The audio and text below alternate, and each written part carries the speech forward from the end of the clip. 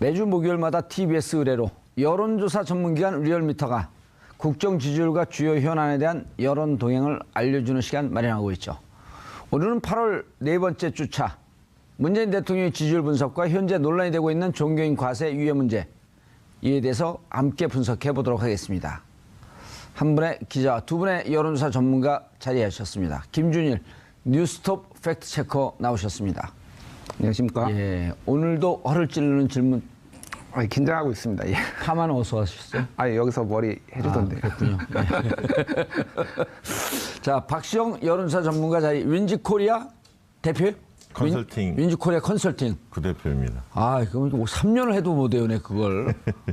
네, 반갑습니다. 부대표예요? 네. 부대표예요? 네, 그렇습니다. 어느 부의 대표 아니면 전체의 부대표예요? 전체의 부대표인데 대표는 일 안 하죠?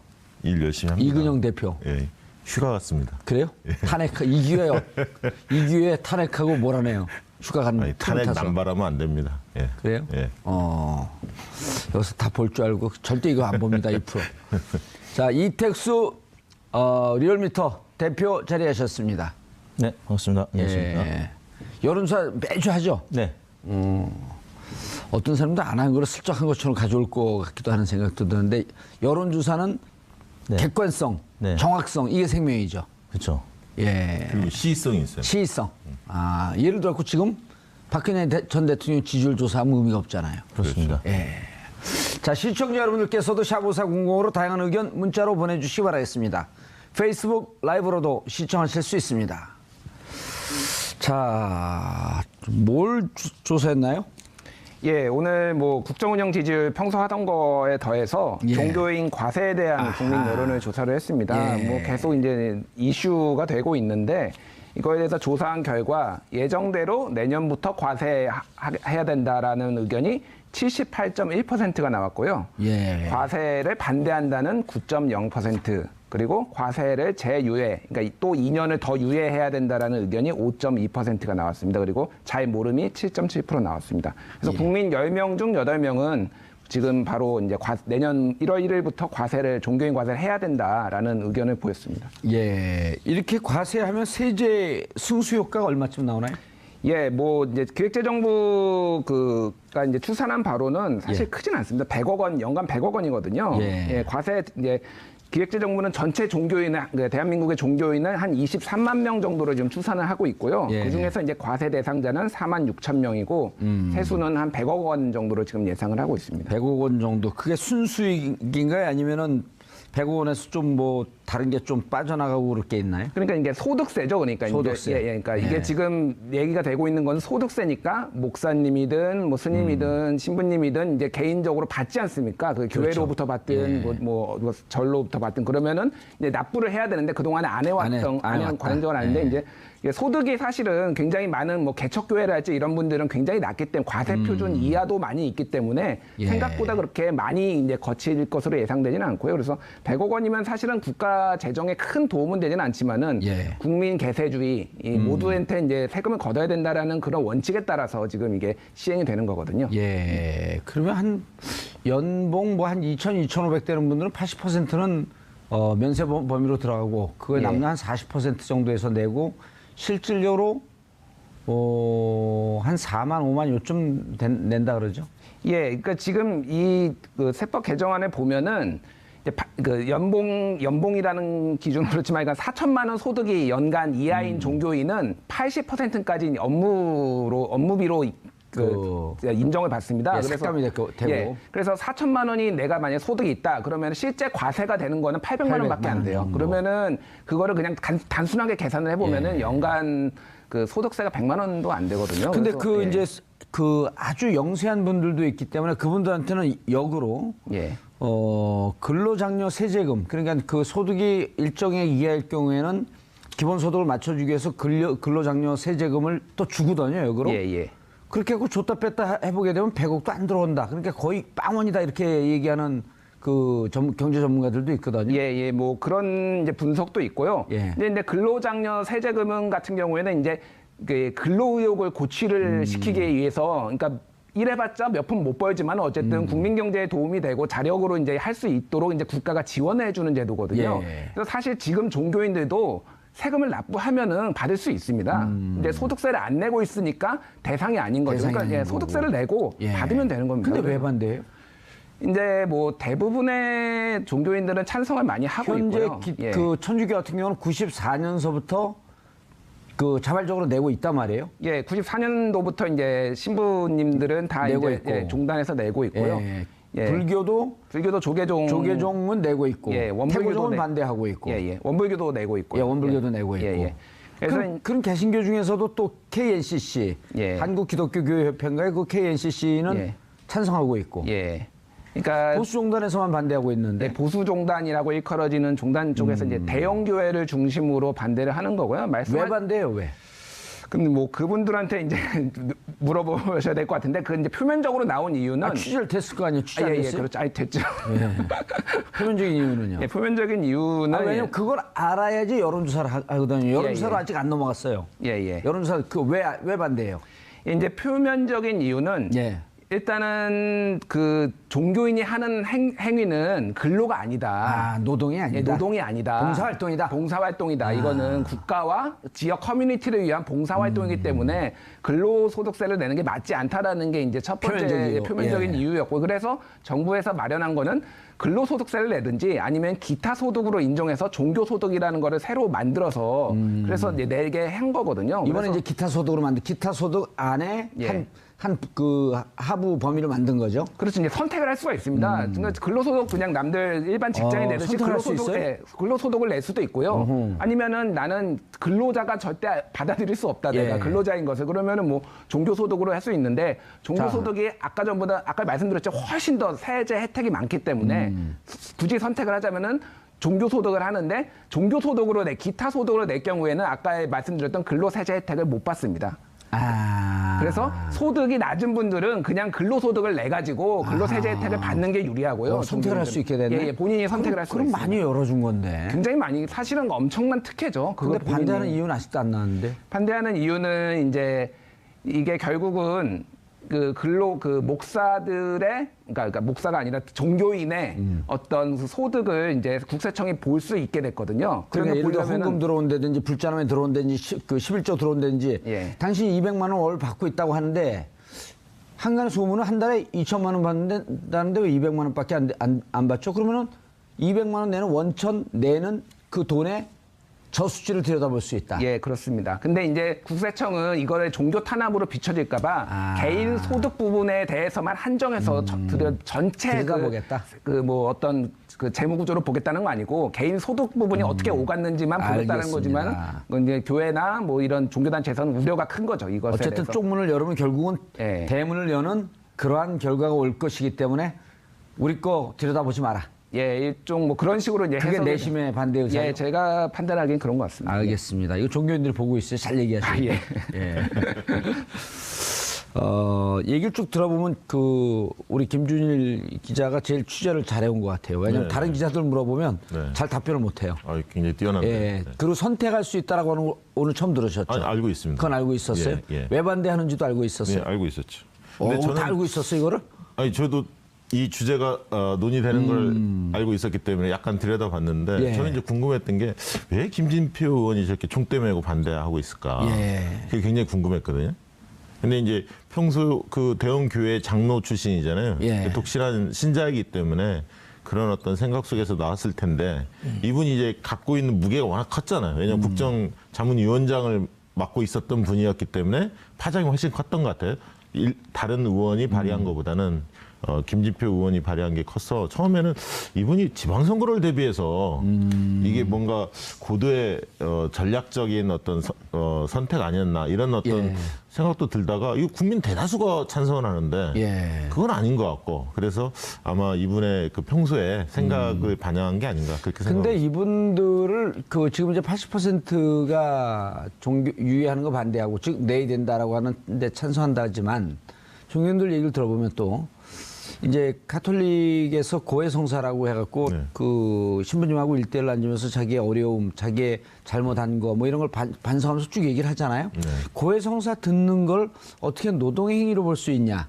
요 대목에서 조금 이해는 가더라고요. 네. 근데 이제 어쨌든 대한민국 국민이라면 누구나 그 모든 소득에 대해서 소득세를 납부해야 한다, 예. 과세를 해야 한다. 뭐 이런 어떤 부분이 더 설득력이 있지 않나. 예, 그렇게 생각합니다. 종교인들한테 물어보도 봤나요? 아니, 여론 그렇지는 설문에? 않은 것 같습니다. 예. 이 바라보는 이제 시각에 따라서 예. 저희는 이제 종교인이라고 명칭을 짓고 질문을 했는데 아마 김진표 의원은 성직자라고 바라보고 이 문제를 접근하지 않았을까 싶습니다.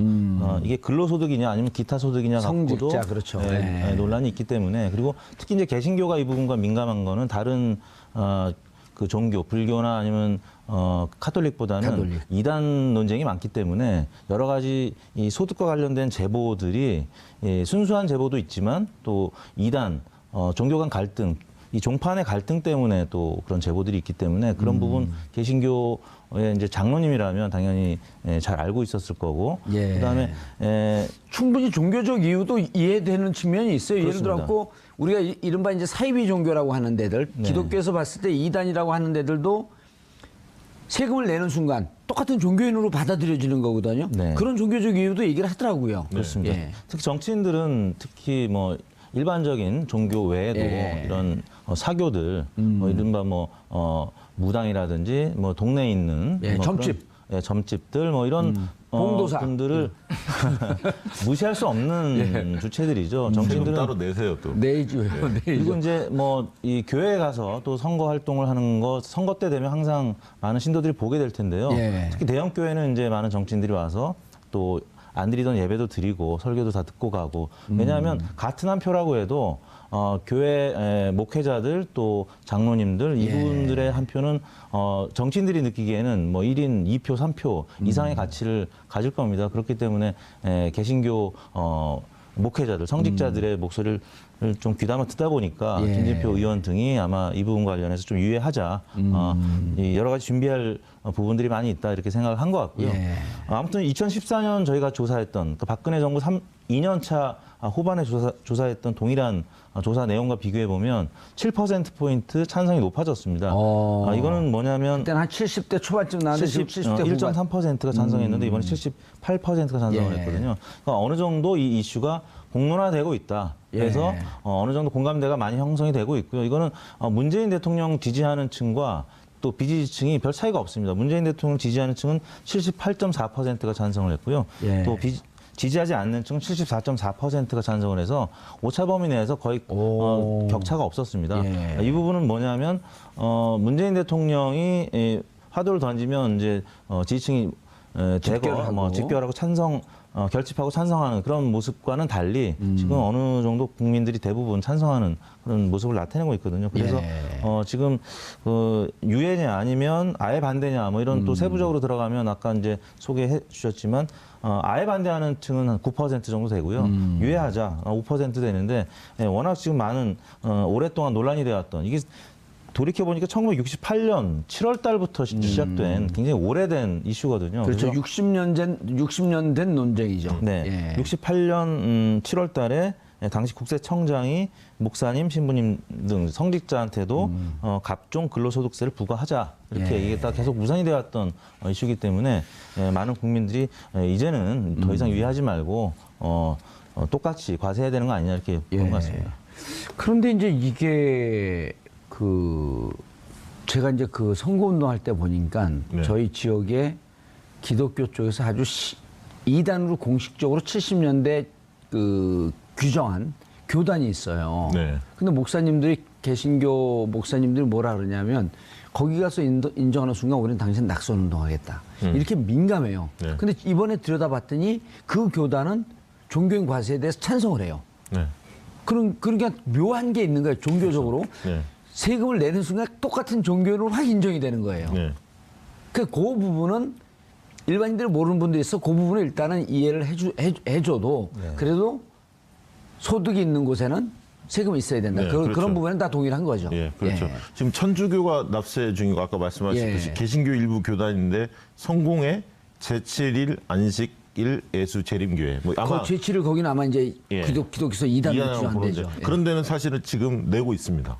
납세 중입니다. 그리고 개신교 또 일부 교회에서도 사찰이나 이런 데에서도 내고 있습니다. 예. 그러니까 다 반대하는 게 아니고 개신교 일부 교단을 중심으로 그리고 천태종 이런 데서 반대하지. 태고종 아닌가요? 아니 천태종이요. 천태종이요? 예. 예. 그다음에 조계종 같은 경우 낼 의향이 있다. 이렇게 조계종도 일부 내고 있다고 네, 계속 내고 보도가 있습니다. 되고 예, 있죠. 예. 일부 사찰은 내고 있습니다. 천도교도 동의하고 있고요. 그래서 전체가 반대하는 게 아니라 일부 종교계가 반대하고 있고 김지표 의원의 주장이 몇 가지가 있는데 사실은 이게 좀 일각에서는 시간 끌기 아니냐 이런 속셈이 있고 좀 1월 1일부터 내년 예. 이게 시행되기 때문에 그다음에 이제 공정성과 형평성이 좀 문제가 된다 이런 주장들을 하고 있습니다. 들여다봤더니 교단이 자체적으로 조사하자 이런 주장을 했어요. 김지표 의원이 국세청이 하지 말고 교단 쪽에서 정보가 입수가 되면 교단이 알아봐서 거기에서 비리가 있는지 혐의가 있는지를 조사하자 이렇게 주장했는데 그 부분은 또 다른 좀 성역을 만드는 거고요. 치해 법권을 주장하는 거 아니냐 이런 지적이 있고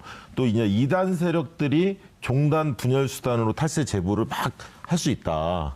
그렇게 이야기를 합니다. 그랬더니 봤더니 국세청이 지금까지 구체적인 사실이 없으면 세무조사를 착수하지 않다고 합니다.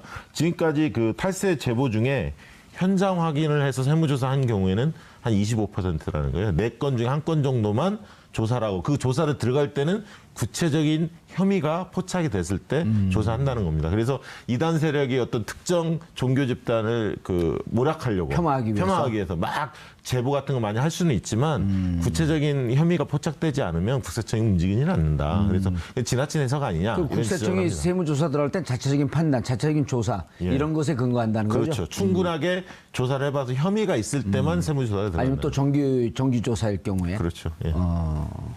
그러면 이번에 어떻습니까? 이택수 네. 그 대표님. 이렇게 되면 거의 정부 측이나 정치권에서도 유예할 이유가 별로 없어지는 거 아니에요?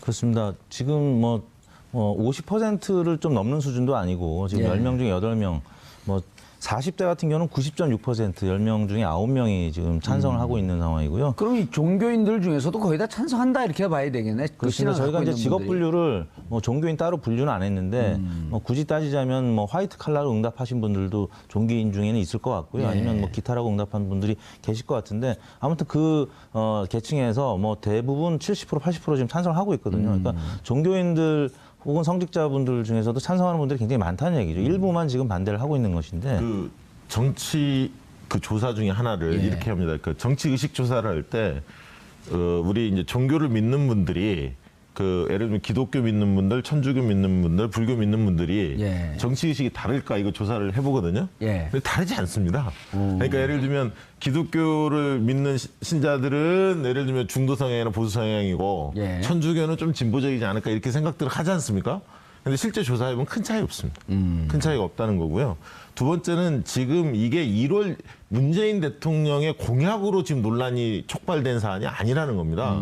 이건 2015년도에 합의를 해서 12월 달에 국회에서 통과돼서 내년부터 시행하기로 이미 결정이 된 사안이고 다만 그것을 2년 유예하자. 좀 준비할 기간이 있으니까. 이게 대통령 공약사항이 아니기 때문에 이 사안은 원래 하기로 했던 사안이기 때문에 만약에 이걸 유예하려면 적어도 도입에 대한 반대 여론이 과반 이상 높아야 하는 거죠. 60%는 이렇게 높아야 이게 원래 하기로 했던 걸 연장할 수가 있는 거지 지금처럼 80% 가깝게 찬성을 하고 있다면 그리고 지금 발의한 사람들이 국회의원들이 28명이었는데 3명이 25명. 빠져서 예. 25명 정도밖에 되지 않기 때문에 제가 볼 때는 더 이상 논란이 확산되지 않고 그대로 시행될 가능성이 높다 이렇게 보여집니다. 제가 진행을 맡고 있기 때문에 정치적으로 중립인 척하고 그 중립을 노력하는데 이 종교 문제에 있어서는 제가 3대 종교를 다 갖고 있잖아요. 기독교, 불교, 가톨릭. 정치인들 늘 그렇지 않습니까?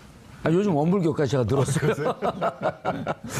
그렇죠. 그래서 원기 원래 그 기불릭이었었는데 요즘 원기불릭으로 바뀌었습니다. 근데 제가 찬성해요. 네. 그럼 4대 종단이 다 찬성하는 거예요. 본인이 찬성하고 다 예, 찬성하는 건가요? 참 편리한 해석입니다. 그래서 종교인 과세 유예 준비가 안 됐다 이런 얘기도 또 하는 게 아까 그 이단 사이비 종교 이런 걸 얘기하는 거죠. 그게 정비가 안 됐다고. 김진표. 네, 그런 얘기는 하는데 지금 예. 재경부 입장 김동연 부총리는 준비 다 됐다. 이렇게 뭐 자신만만하게 이야기를 하니까 예. 정부 나름대로는 준비가 돼 있는 것 같습니다. 예. 알겠습니다. 세수 효과 아까 말씀을 하셨는데 세수 효과는 한 100억 정도 그리고 이제 근로장려 그 부분까지 하게 되면 100억 거의 뭐 빵원이다라고 이렇게 얘기하는 사람들도 있어요. 예. 이게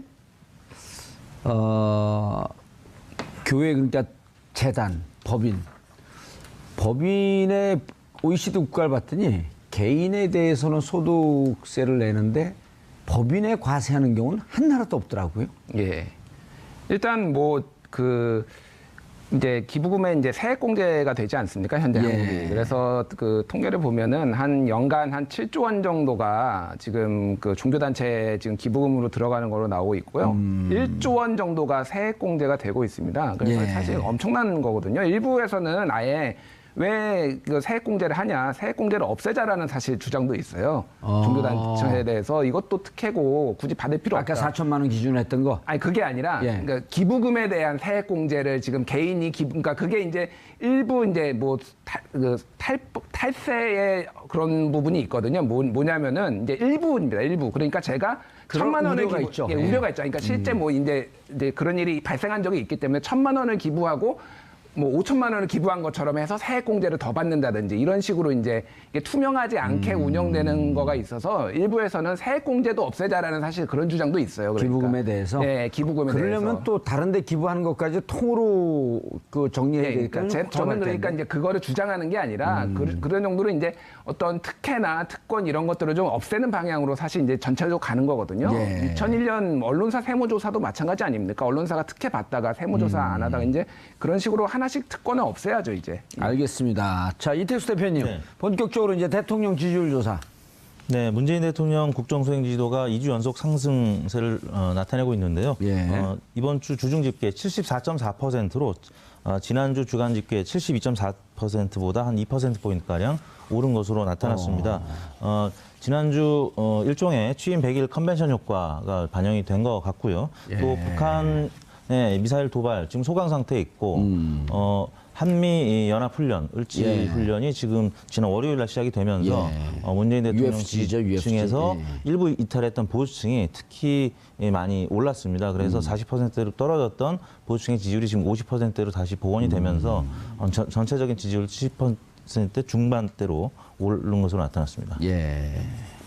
의미를 어떻게 봐야죠? 예, 저는 뭐 상승 원인에 대해서 일단 뭐 비슷한 의견인데 몇 가지 조금 첨언하면 일단 정부 부처 업무 보고가 좀 쭉 시작이 됐습니다. 근데 굉장히 형식도 좀 파격적이었죠. 토론 방식으로 수직적으로 업무 보고받는 방식이 아니라 토론하는 방식으로 좀 바뀌었고 내용도 좀 적절하지 않았느냐. 그래서 영혼 없는 공무원들 정권에 충성하지 말고 국민한테 봉사해라.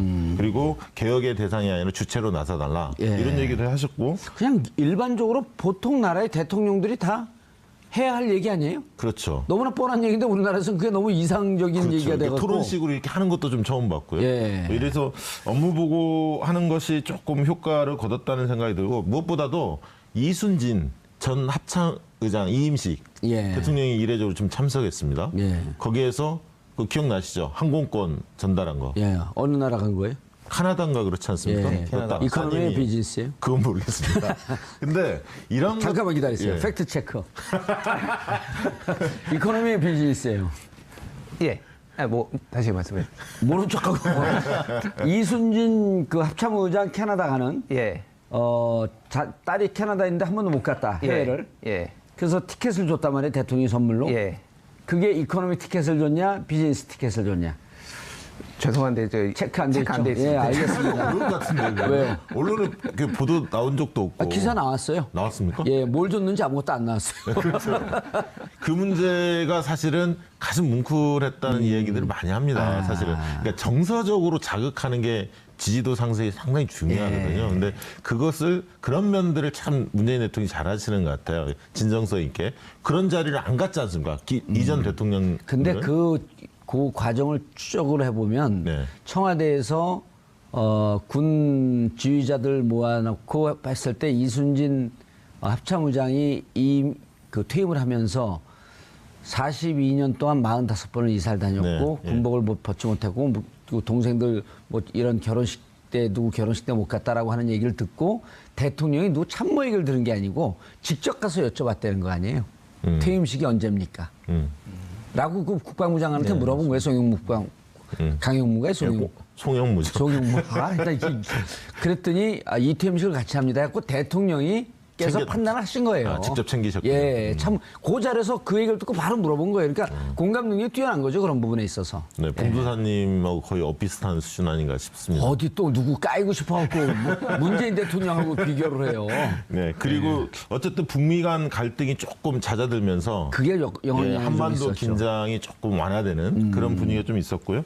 그다음에 이제 취임 100일의 컨벤션 효과도 분명히 있었죠. 기자회견도 있었고 국민 보고대도 보고대회도 있었고. TV에서 또 예. 공중파에 노출이 됐기 때문에 뭐 그런 것들 그리고 이제 기자회는 부동산 이런 것들도 좀 자리 잡는 것 같고 그다음에 이제 아까 종교인 가세 같은 것도 갈등이 좀 있었는데 좀 정리되는 방향이고 당도 내부에서 좀 시끌시끌했었는데 정발이 뜨면서요 예. 정당발전위원회 뜨면서 좀 시끌시끌했는데 좀 봉합되는 느낌도 좀 들고 그래서 전체적으로는 좀 상승하지 않았나 이렇게 보입니다.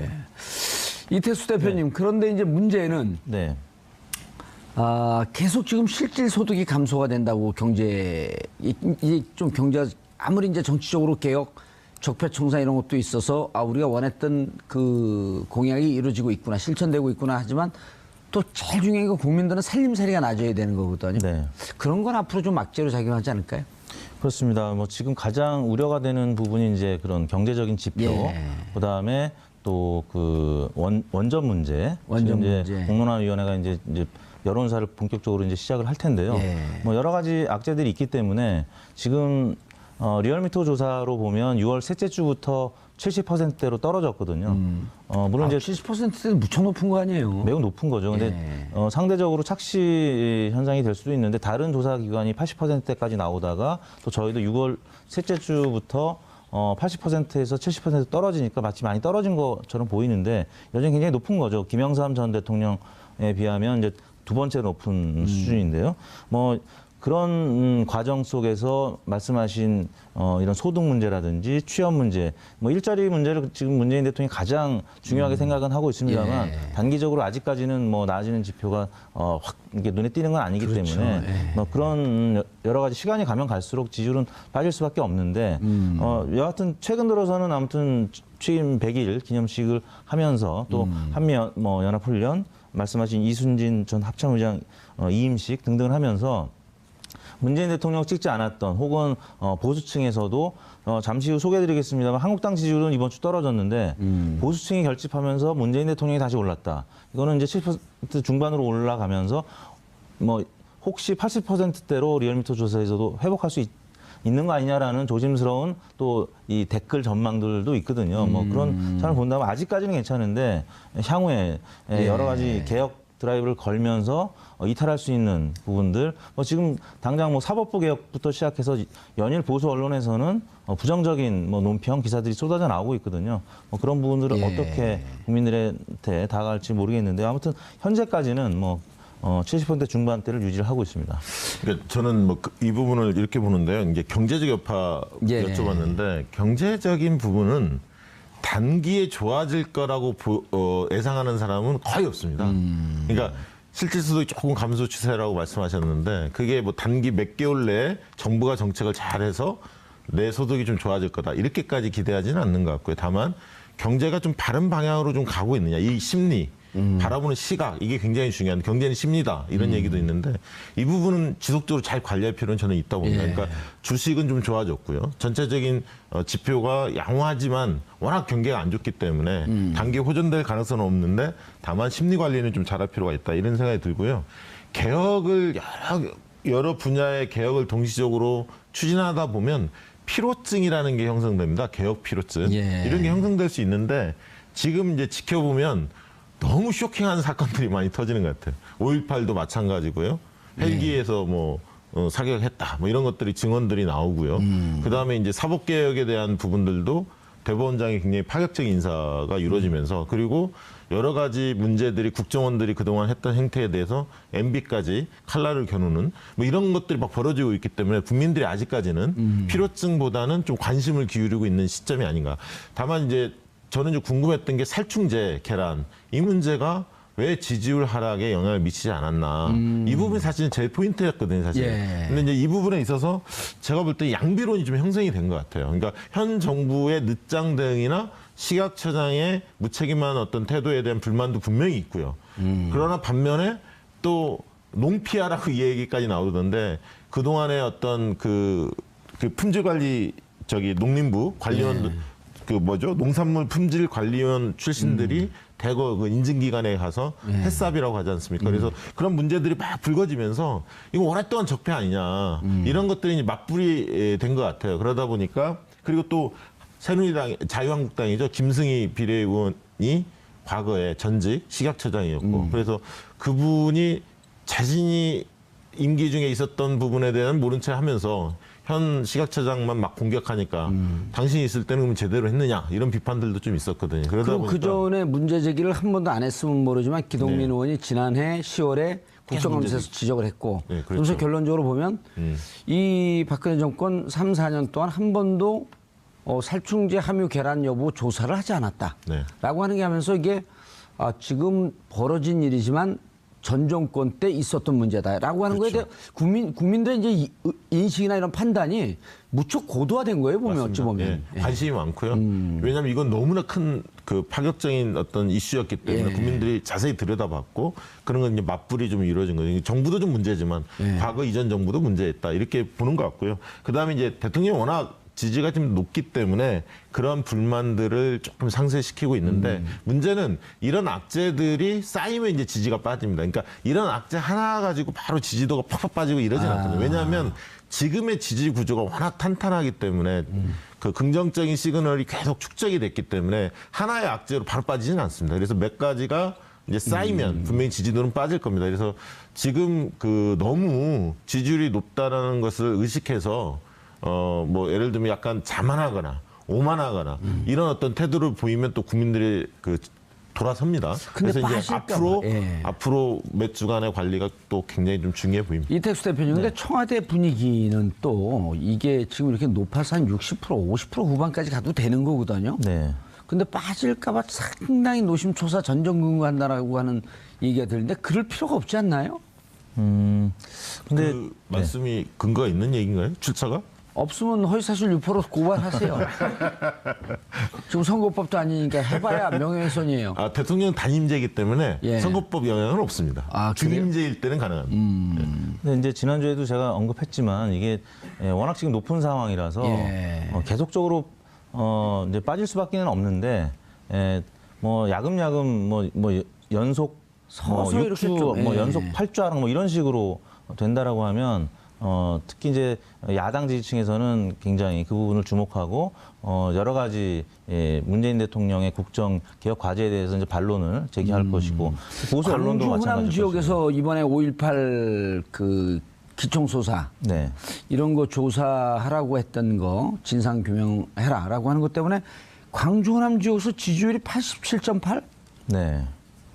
그리고 여러 이제 인사 과정에서도 이제 호남 인사들을 중용했던 부분, 호남 그 유권자들은 그 동안에 노무현 정부 때는 오히려 그 역차별을 당한 부분도 없지 않아 있었다고 이제 보는 부분이 있고요. 근데 문재인 정부는 아무튼 인사 문제도 호남 인사들을 중용하고 있고 또 이 5.18 관련해서도 지난번에 기념식 때도 따뜻하게 안아주는 유족들 안아주는 모습 또 이런 적폐들 또 과거에 규명되지 않았던 부분들을 좀 규명하고자 하는 노력들 이 부분들이 인정하는 것 같거든요. 그렇다 보니까 이제 지지율이 굉장히 높게 나타나는데 아무튼 말씀하신 대로 60%대 50%대로 떨어지면 국정 동력이 떨어질 수 있기 때문에 청와대에서는 당연히 지지율 관리를 안 할 수가 없는 것이죠. 특히 뭐 정무수석 소관을 담당하는 그쪽에서는 지지율을 관리를 안 할 수가 없는 것이죠. 정당 지지율도 좀 나왔나요? 네, 그 민주당 지지율이 이제 동반 상승했습니다. 문재인 대통령 지지율과 항상 궤를 지금 같이 하고 있는데요. 민주당이 52.9%로 지난주 대비 0.6%포인트 올랐고요. 한국당이 2%포인트가량 빠진 14.8%를 기록했습니다. 홍준표 대표가 여론조사 기관들을 계속 요즘 비난을 하고 있는데요. 리얼미터에서는 그나마 이제 10% 중반으로 나오고 있는데 다른 조사기관들은 한 자릿수로 나오는 데들이 있기 때문에 그래요? 계속 비판을 하고 있습니다. 뭐 관제 여론조사기관이라는 표현까지 뭐 오늘 또 썼다고 하는데요. 바른정당은 6.8%, 국민의당 6.3%, 특히 지금 자유한국당이 2%포인트 빠진 거는 아까 말씀드렸지만 그 합참의장 이윤식에서 보여줬던 문재인 대통령의 그 안보관 또 이렇게 따뜻하게 품어주는 모습, 뭐 이런 부분들 봤을 때 보수층이 한국당 지지율은 떨어졌는데 문재인 대통령을 굉장히 긍정평가하는. 보수층이 옮겨갔다. 네. 저는 이제 그 부분에 약간은 조금 생각이 다른데요. 예. 일단 홍준표 대표가 최근에 박근혜 대통령 전 대통령에 대한 출당 방침을 표명했습니다. 그래서 제가 볼 때는 핵심적인 친박 지지층 예. 일부가 이탈하지 않았나 이렇게 하나 좀 보고요. 그럼 친박이 민주당으로 왔다는 거예요? 아니죠. 그건 대통령 지도와 무관하고요. 민주당 지지층은 또 다른 측면이 가능하고요. 그다음에 이제 바른정당이 요즘에 상종가입니다. 그러니까 예를 들면 국민의당도 총선 때 연대하겠다, 후보 단일화하겠다 이런 얘기들이 나오고 있고요. 한국당도 새롭게 또 바른정당과 통합 얘기가 좀 솔솔 나오고 있습니다. 그러다 보니까 바른정당으로 보수층들도 시선이 좀 더 가는 거 아니냐 이런 측면이 있고 그다음에 이제 홍준표 대표가 취임한 뒤에 시간이 좀 꽤 흘렀습니다. 예. 시간이 지났는데도 좀처럼 지지율이 반등하지 않기 때문에 핵심 지지층들의 지지 강도가 좀 약화된 거 아니야. 저는 좀 그렇게 보고 있습니다. 이제 월요일 날은 가장 많이 읽은 포털 뉴스가 국정원 댓글 팀장 대부분 MB 지지단체 소속이었다. 예. 그리고 연이어서 뭐 계속 압수수색 뭐 소식도 나왔기 때문에 그러니까 새누리당 과거 새누리당의 지지율이 40%를 유지했을 때는 친박 지지층이 한 20%, 또 친이 세력이 한 20% 이렇게 지지를 보냈었는데 이미 친박은 많이 붕괴가 됐고 친이 친박이 이제 친홍으로 이제 다시 진화되는 과정인데 아무튼 이명박 대통령을 지지했던 계층들이 또 일부 떨어져 나갔겠죠. 월요일 날 가장 많이 본 뉴스가 아무튼 이 국정원 댓글 소식이었고 MB 이 지지단체 소속이었다라는 기사들이 막 쏟아져 나왔기 예. 때문에 그래서 친박도 일부 이탈한 부분도 있고 친이 세력들도 일부 이탈한 부분이 있어서 보수층이 자유한국당 지지율이 47.6에서 39.8로 빠지면서 결국에는 지난주 대비 14.8%로 2%포인트 빠진 거거든요. 짧게 한마디만 더 보태면 MB를 겨냥하고 MB를 치겠다라고 해도 90%가 넘어갈 텐데. 국민의당이 지금 전당대회 하지 않습니까? 예. 근데 컨벤션 하고 있어요? 효과를 거의 거두지 못하고 있습니다. 일부 상승했지만 굉장히 미미하거든요. 그러니까 지금 TV 토론에도 1차 했었고 오늘도 하고 있지만 언론 기사들이 막 쏟아지고 있지 않습니까? 그런데 컨벤션 효과를 아직 거두고 있지 못하다. 특히 이제 안철수 전 대표가 서울시장 출마설 이런 것까지 상당히 관심 있는 이슈들이 계속 나왔음에도 불구하고 그게 관심 있는 이슈예요? 아니 대중들이 볼 때는 관심 있는 여론조사 이슈죠. 분석을 잘못하고 계시네. 그럼에도 불구하고 안 올랐다는 것은 그만큼 관심이 없다. 실망감이 예. 크다. 이것을 반증하는 것 같습니다. 알겠습니다.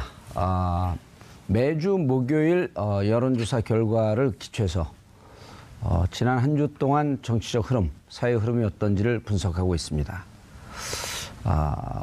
주위의 판단도 중요하지만 정확한 데이터와 근거를 갖고 우리 사회 흐름을 분석하는 것, 바로 제대로 정치를 이해하는 지름길이라고 생각합니다. 정봉주 매주 목요일마다 TBS 의뢰로 여론조사 전문기관 리얼미터가 국정 지지율과 주요 현안에 대한 여론 동향을 알려주는 시간 마련하고 있죠. 오늘은 8월 네 번째 주차 문재인 대통령의 지지율 분석과 현재 논란이 되고 있는 종교인 과세 유예 문제, 이에 대해서 함께 분석해 보도록 하겠습니다. 한 분의 기자와 두 분의 여론조사 전문가 자리하셨습니다. 김준일 뉴스톱 팩트체커 나오셨습니다. 안녕하십니까? 예, 오늘도 허를 찌르는 질문 긴장하고 있습니다. 예. 파만 어서 하셨어요? 여기서 머리 해주던데. 그렇군요. 네. 자, 박시영 여론조사 전문가 자리 윈지코리아 대표요? 컨설팅. 윈지코리아 컨설팅. 그 대표입니다. 그럼 3년을 해도 못 외우네 그걸. 네, 반갑습니다. 부대표예요? 네, 부대표예요? 네 그렇습니다. 어느 부의 대표 아니면 전체의 부대표예요? 전체의 부대표인데 대표는 일 안 하죠? 일 열심히 합니다. 이근영 대표. 예, 휴가 갔습니다. 그래요? 탄핵 이 기회에 탄핵하고 몰아내요. 휴가 간 아니, 탄핵 타서. 남발하면 안 됩니다. 예. 그래요? 예. 여기서 다 볼 줄 알고 절대 이거 안 봅니다. 1%. 자, 이택수 리얼미터 대표 자리하셨습니다. 네, 반갑습니다. 안녕하십니까. 예. 여론조사 매주 하죠. 네. 어떤 사람도 안 한 거를 슬쩍 한 것처럼 가져올 것 같기도 하는 생각도 드는데 여론조사는 네. 객관성, 네. 정확성 이게 생명이죠. 그렇죠. 예. 그리고 시의성이 있어요. 시의성. 아, 예를 들어 지금 박근혜 전 대통령 지지율 조사하면 의미가 없잖아요. 그렇습니다. 예. 자, 시청자 여러분들께서도 샵5400으로 다양한 의견 문자로 보내주시기 바라겠습니다. 페이스북 라이브로도 시청하실 수 있습니다. 자, 뭘 조사했나요? 예, 오늘 뭐 국정운영 지지율 평소 하던 거에 더해서 예. 종교인 과세에 대한 국민 여론을 조사를 했습니다. 예. 뭐 계속 이제 이슈가 되고 있는데 이거에 대해서 조사한 결과 예정대로 내년부터 과세해야 된다라는 의견이 78.1%가 나왔고요. 예. 과세를 반대한다는 9.0%, 그리고 과세를 재유예, 그러니까 또 2년을 더 유예해야 된다라는 의견이 5.2%가 나왔습니다. 그리고 잘 모름이 7.7% 나왔습니다. 그래서 국민 10명 중 8명은 지금 바로 이제 내년 1월 1일부터 종교인 과세를 해야 된다라는 의견을 보였습니다. 예. 이렇게 과세하면 세제 승수 효과가 얼마쯤 나오나요? 예, 뭐 이제 기획재정부가 이제 추산한 바로는 사실 크진 않습니다. 100억 원, 연간 100억 원이거든요. 예. 과세 이제 기획재정부는 전체 대한민국의 종교인은 한 23만 명 정도로 지금 추산을 하고 있고요. 예. 그중에서 이제 과세 대상자는 4만 6천 명이고 세수는 한 100억 원 정도로 지금 예상을 하고 있습니다. 100억 원 정도. 그게 순수익인가요? 아니면은 100억 원에서 좀 뭐 다른 게 좀 빠져나가고 그럴 게 있나요? 그러니까 이게 소득세죠. 그러니까 소득세. 그러니까 예. 이게 지금 얘기가 되고 있는 건 소득세니까 목사님이든 뭐 스님이든 신부님이든 이제 개인적으로 받지 않습니까? 그 교회로부터 받든 예. 뭐 절로부터 받든 그러면은 이제 납부를 해야 되는데 그동안에 안 해왔던 안 해왔다. 관행적으로 아닌데 예. 이제 소득이 사실은 굉장히 많은 뭐 개척교회랄지 이런 분들은 굉장히 낮기 때문에 과세 표준 이하도 많이 있기 때문에 예. 생각보다 그렇게 많이 이제 거칠 것으로 예상되지는 않고요. 그래서 100억 원이면 사실은 국가 재정에 큰 도움은 되지는 않지만은 예. 국민 개세주의 이 모두한테 이제 세금을 걷어야 된다라는 그런 원칙에 따라서 지금 이게 시행이 되는 거거든요. 예. 그러면 한 연봉 뭐 한 2,500 되는 분들은 80%는 면세 범위로 들어가고 그거에 예. 남는 한 40% 정도에서 내고 실질적으로 한 4만 5만 요쯤 낸다 그러죠.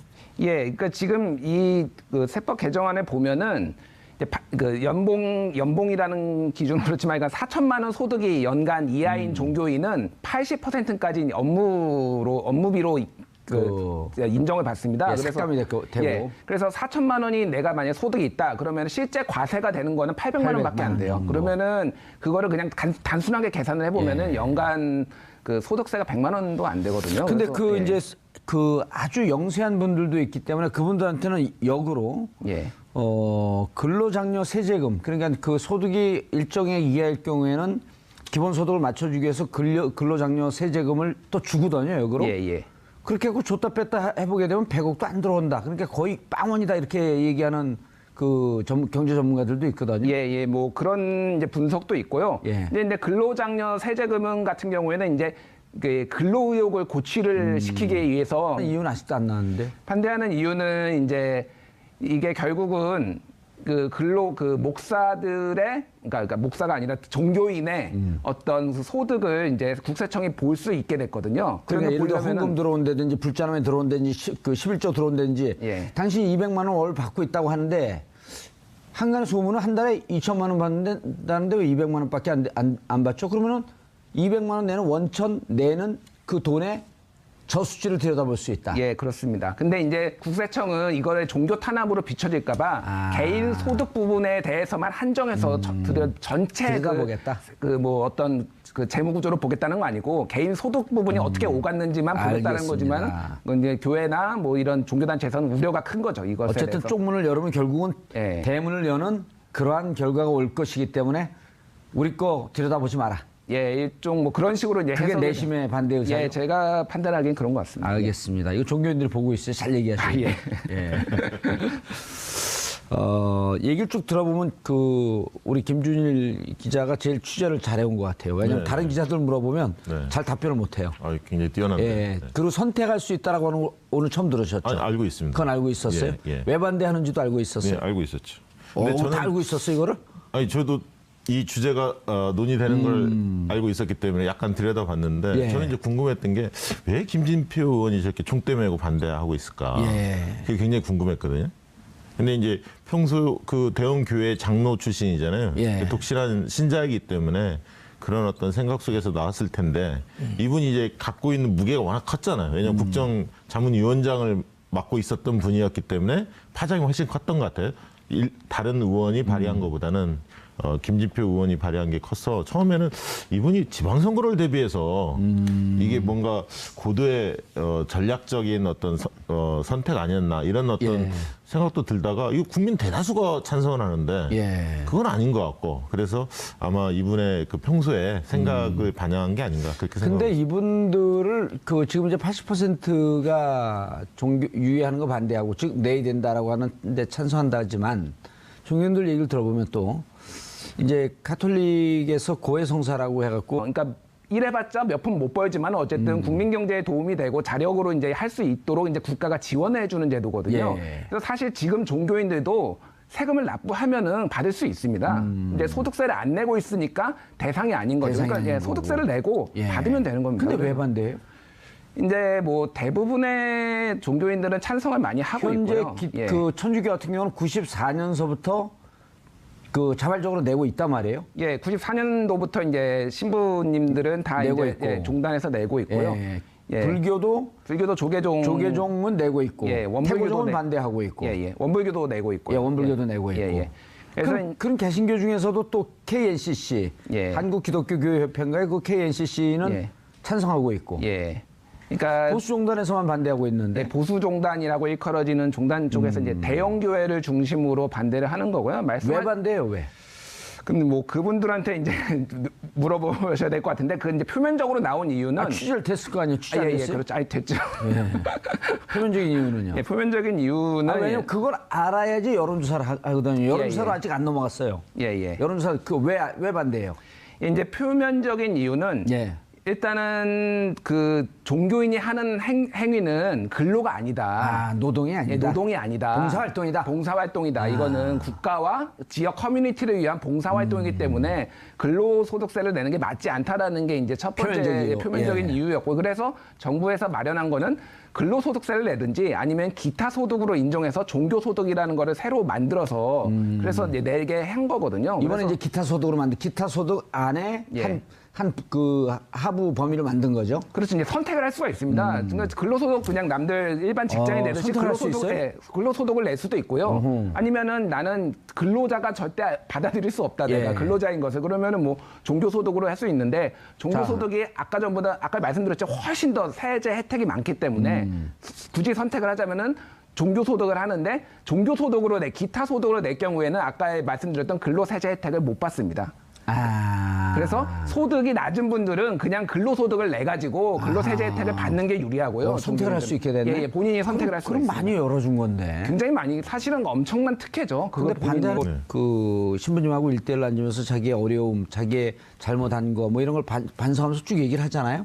고해성사 듣는 걸 어떻게 노동의 행위로 볼 수 있냐. 요 대목에서 조금 이해는 가더라고요. 네. 근데 이제 어쨌든 대한민국 국민이라면 누구나 그 모든 소득에 대해서 소득세를 납부해야 한다, 과세를 해야 한다. 뭐 이런 어떤 부분이 더 설득력이 있지 않나. 예, 그렇게 생각합니다. 종교인들한테 물어보도 봤나요? 아니, 그렇지는 않은 것 같습니다. 예. 이 바라보는 이제 시각에 따라서 예. 저희는 이제 종교인이라고 명칭을 짓고 질문을 했는데 아마 김진표 의원은 성직자라고 바라보고 이 문제를 접근하지 않았을까 싶습니다. 이게 근로소득이냐 아니면 기타 소득이냐 갖고도 성직자, 그렇죠. 예, 네. 예, 논란이 있기 때문에 그리고 특히 이제 개신교가 이 부분과 민감한 거는 다른 그 종교, 불교나 아니면 카톨릭보다는 카톨릭. 이단 논쟁이 많기 때문에 여러 가지 이 소득과 관련된 제보들이 순수한 제보도 있지만 또 이단, 종교 간 갈등, 이 종판의 갈등 때문에 또 그런 제보들이 있기 때문에 그런 부분 개신교의 이제 장로님이라면 당연히 잘 알고 있었을 거고 예. 그다음에 충분히 종교적 이유도 이해되는 측면이 있어요. 예를 그렇습니다. 들어 우리가 이른바 이제 사이비 종교라고 하는 데들, 네. 기독교에서 봤을 때 이단이라고 하는 데들도 세금을 내는 순간 똑같은 종교인으로 받아들여지는 거거든요. 네. 그런 종교적 이유도 얘기를 하더라고요. 그렇습니다. 예. 특히 정치인들은 특히 뭐 일반적인 종교 외에도 예. 이런 사교들, 뭐 이른바 무당이라든지 뭐 동네에 있는 예, 뭐 점집. 그런, 예, 점집들 뭐 이런 봉도사. 분들을 무시할 수 없는 주체들이죠. 세금 정치인들은 따로 내세요 또. 내주요. 그리고 이제 뭐 이 교회에 가서 또 선거 활동을 하는 거 선거 때 되면 항상 많은 신도들이 보게 될 텐데요. 예. 특히 대형 교회는 이제 많은 정치인들이 와서 또 안 드리던 예배도 드리고 설교도 다 듣고 가고 왜냐하면 같은 한 표라고 해도 교회 목회자들 또 장로님들 이분들의 한 표는 정치인들이 느끼기에는 뭐 1인 2표, 3표 이상의 가치를 가질 겁니다. 그렇기 때문에 개신교 목회자들, 성직자들의 목소리를 좀 귀담아 듣다 보니까 예. 김진표 의원 등이 아마 이 부분 관련해서 좀 유예하자. 이 여러 가지 준비할 부분들이 많이 있다 이렇게 생각을 한 것